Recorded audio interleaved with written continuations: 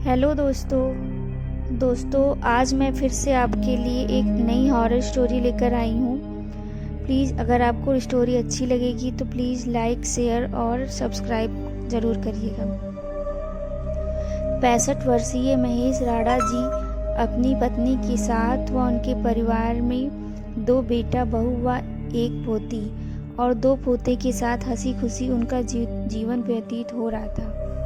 छोटी बहू अंकिता पेशे से फैशन डिजाइनर थी। इस वजह से वह अक्सर घर से बाहर ही रहती और उनके बच्चों की देखभाल दादा दादी व बड़ी बहू मिलकर किया करते थे। मंगलवार के दिन राणा जी के घर बजरंगबली की पूजा होती थी। परिवार के सभी सदस्य इस दिन शाम को आरती में सभी इकट्ठा मौजूद रहते थे और मिलजुल कर भगवान महावीर जी की पूजा भी करते थे। और रात्रि में पूरा परिवार एक साथ भोजन करने के पश्चात अपनी मन की बातें शेयर किया करते थे और एक दूसरे की मन की बातों को भी समझा करते थे एवं अपनी अपनी राय भी रखा करते थे। आज भी मंगलवार का दिन था और रात्रि के भोजन के बाद छोटी बहू अंकिता अपने पिता तुल्य ससुर जी से कहती है, पापा जी मैंने एक घर देखा है जो मुझे बहुत पसंद है। वह घर शहर से दूर है, थोड़ा एकांत में है और मुझे एकांत में घर लेना बहुत ही पसंद है। तो अगर आपकी सहमति हो तो क्या मैं वह घर खरीद सकती हूँ। राणा जी बहुत ही खुश मिजाज इंसान थे, इसलिए वह अपनी बहू की मन की बात को समझते हुए कहते हैं, हाँ बेटा क्यों नहीं, अगर वो घर तुम्हें पसंद है तो तुम ज़रूर खरीदो। लेकिन बेटा हम सब साथ में भी तो रह सकते हैं और वैसे भी तुम ज़्यादातर घर से बाहर ही रहती हो, फिर ऐसे में बच्चों की देखभाल कौन करेगा।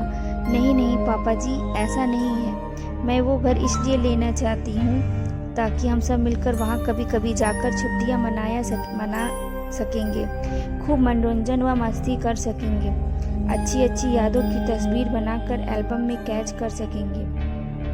राणा जी अपनी बहू की बात सुनकर बहुत खुश होते थे और बोलते थे, अरे अरे वाह बेटा अंकिता तुम तो यह बहुत अच्छा आइडिया है सोचियो और मुझे तुम्हारा आइडिया बहुत ही पसंद आया।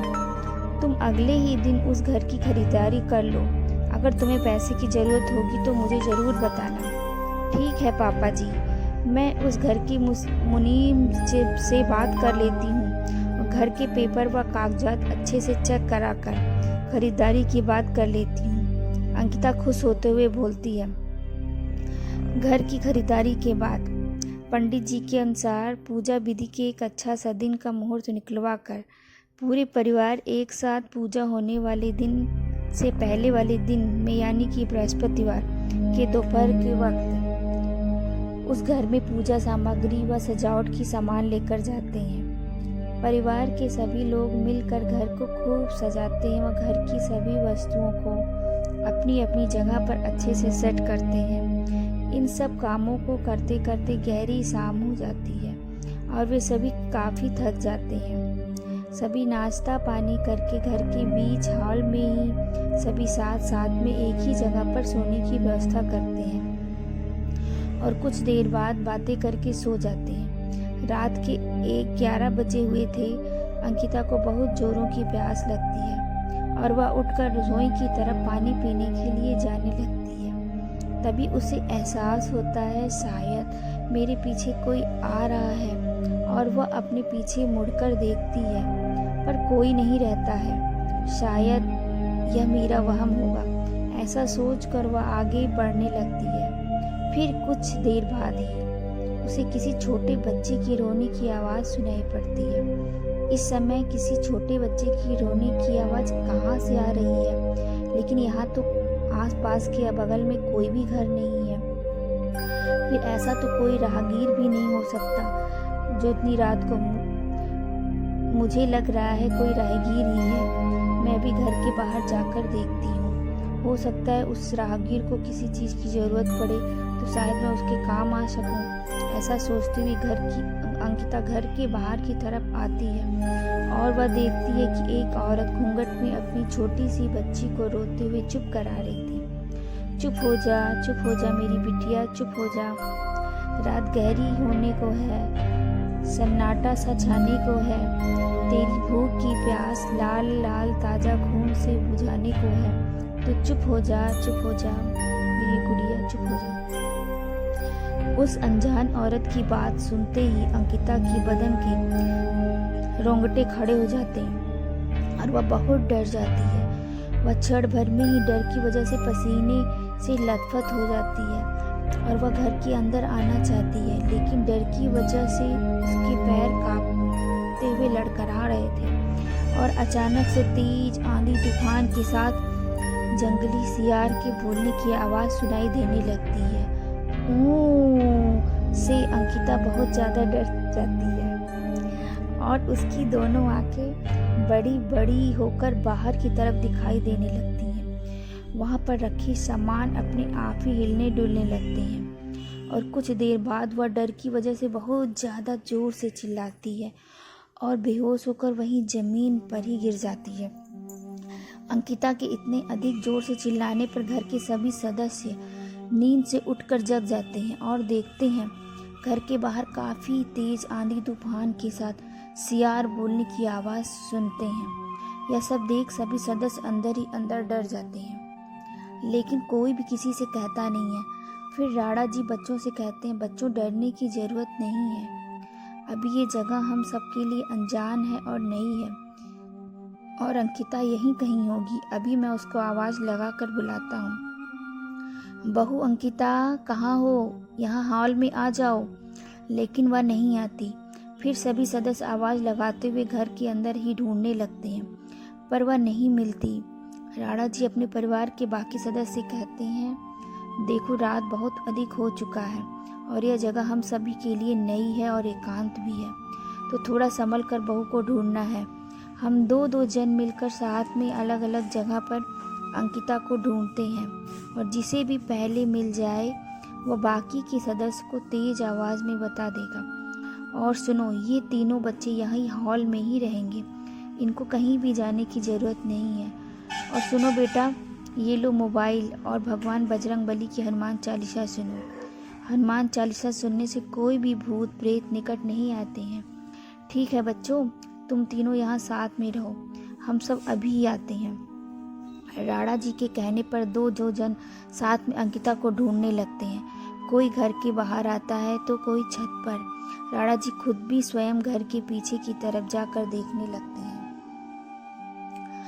घर के बाहर काली अंधेरी रात को देख बड़ी बहू बहुत ज़्यादा डर जाती है और डरते हुए स्वर में कहती है, मम्मी जी यहाँ तो मुझे बहुत ही डर लग रहा है, आप अपने बड़े बेटे को आवाज़ लगाकर यहाँ घर के बाहर बुला लीजिए।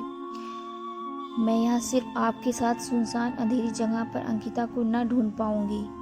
सासू मम्मी बड़ी बहू का हाथ पकड़कर कहती है, छुप कर, भला डर कैसा, मेरे रहते तुझे डरने की ज़रूरत नहीं है।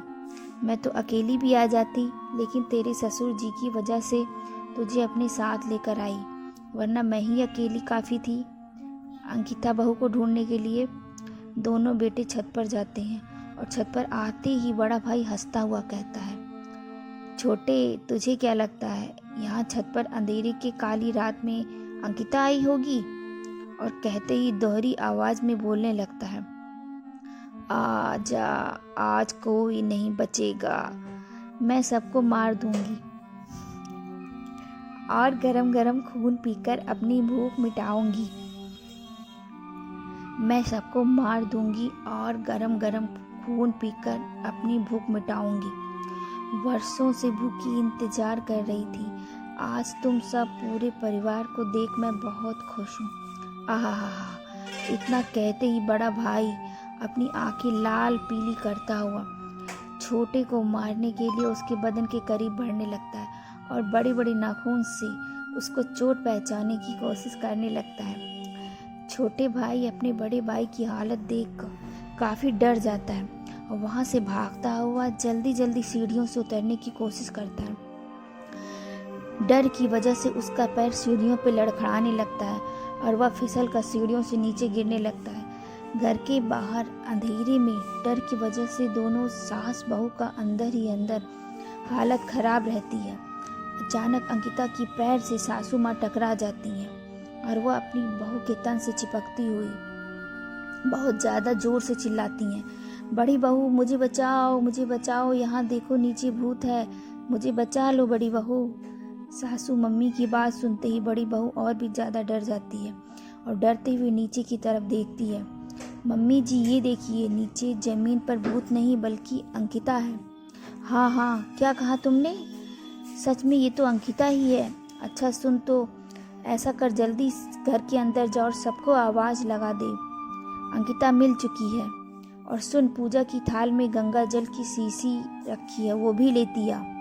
सासू मम्मी बड़ी बहू से कहती हैं। इतने में अंकिता होश में आकर उठ खड़ी होती है और भूतनी की तरह जोर जोर भयानक आवाज में हंसती हुई कहती है, हा हा हा हा हा हा, इधर ही रुक जाओ, इतनी भी जल्दी क्या है गंगा जल लाने की?